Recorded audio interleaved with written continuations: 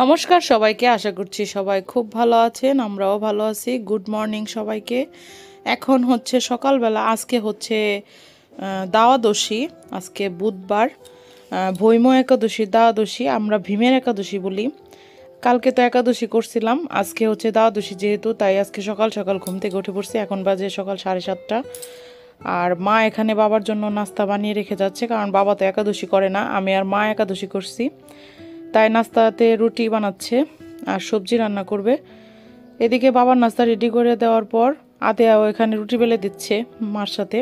এখন আদেয়াকেও নাস্তা খাওয়াই দিচ্ছি, কারণ হচ্ছে আদেয়াকে খাওয়ানোর পরে আমি স্নান করে তারপরে পালন করব। এখানে আদেয়া খাওয়া দাওয়া করবে এখন। আদেয়ার জন্য আলুর তরকারি আর হচ্ছে রুটি নিয়ে নিছি। এখন আদেয়াকে খাওয়াই দিব। আদেয়াকে খাওয়া দেওয়ার পর এদিকে দেখলাম মা স্নান করে পারনে রান্না বান্না শুরু করে দিছে। এখানে হচ্ছে লুচি ভাজা হচ্ছে প্রথমে, কারণ প্রথমে তেলের যত ভাজাভুজি আছে ওগুলো আগে শেষ করা হবে, তারপরে বাকি রান্না বান্না করা হবে। এখানে লুচিগুলো প্রচুর পরিমাণে ফুলতেছিল, খুব সুন্দর হইতেছিল। আজকে অনেক কিছু রান্না করা হবে, যেহেতু বছর 5টা একাদশী, মানে ভীমের একাদশী হবে, পারণ হচ্ছে। এখানে মা লুচি বেলতেছে আর ভাজতেছে। আমি কোনো কাজেই কোনো হেল্প করতে পারি নাই, কারণ আদেয়ার শরীরটা এত বেশি ভালো না। আদেয়ার প্রচুর পরিমাণে ঠান্ডা লাগছে, তারপরে ওকে নিয়ে ডাক্তারের কাছেও গেছিলাম। এই তো এদিকে মা রান্নাবান্না করতেছে, আমি একটু সবজি টবজি কেটে দিছি।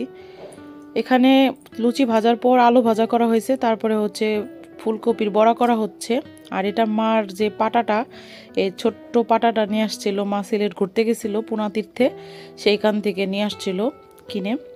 এখানে ফুলকপির বড়া ভাজা হয়ে যাওয়ার পর বেগুন ভাজা ভাজা হচ্ছে, তারপরে শাক রান্না করা হবে, তারপরে টক রান্না করা হবে। আর এটা হচ্ছে লাউ দিয়ে পায়েস রান্না করা হবে, মানে দেশি লাউ দিয়ে।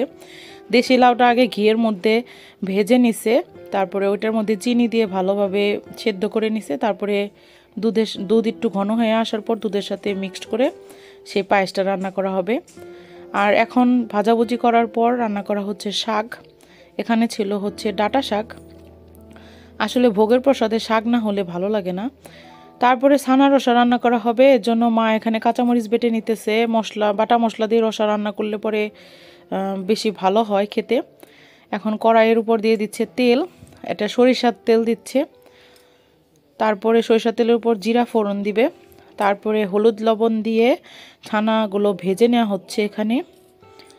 এই তো তারপরে ছানা ভেজে উঠে নেওয়ার পর তার মধ্যে দিয়ে দেওয়া হয়েছে এখানে দেশি গুল আলু, এটা সিদ্ধ করে চোকলা সিলে নেওয়া হয়েছে। আর এখানে ছানাগুলো ভেজে রাখছে। এখন দিয়ে দিল স্বাদ অনুযায়ী লবণ, হলুদ, জিরার গুঁড়া আর কাঁচামরিচ বাটা দিয়ে দিবে।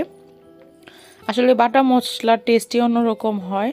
আর যেহেতু আজকে আদের বাবা আসতেছে, তার জন্য সে আবার প্রসাদ খেতে খুব বেশি পছন্দ করে, তাই মা আজকে স্পেশালভাবে ভগবানের জন্য ভোগ তৈরি করতেছে। এদিকে দিয়ে দিল জিরার গুঁড়া, কাঁচামরিচ বাটা। আর আমি তো আদেয়াকে নিয়ে ব্যস্ত আছি, কারণ আদেয়ার শরীর খুব খারাপ হয়ে গেছে। ঠান্ডার সমস্যা থেকে ওর হচ্ছে শ্বাসকষ্ট উঠে যাইতেছিল।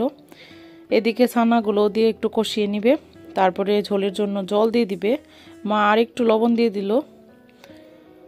এখন ঝোলের জন্য জল দিয়ে সামান্য কিছুক্ষণ অপেক্ষা করলে লাস্টে গরম মশলা বাটা দিলেই হয়ে যাবে। এই তো মা ঝোলের জন্য জলটা দিয়ে দিল। আর আদেয়া এখন ঘুমিয়ে আছে, আদেয়ার বাবা ওর সাথে বসে আছে। যেহেতু এটা 21শে ফেব্রুয়ারির দিন আদেয়ার বাবা ছুটি ছিল, এর জন্য সে আমাদের এখানে আসছে শ্বশুরবাড়ি ঘুরতে। এই তো।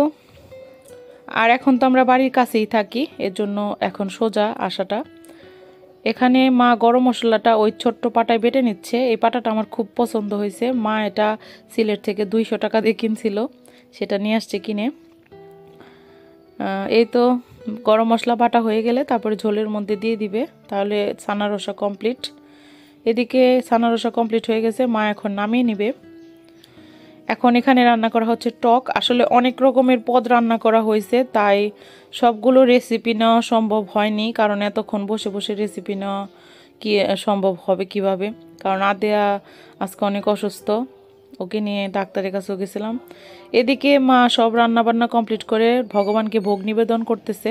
এই তো এখানে সাজিয়ে দেওয়া হয়েছে, লুচি আর পায়েসটা দেওয়া বাকি আছে। এই তো মা এখানে ভোগ নিবেদন করতেছে।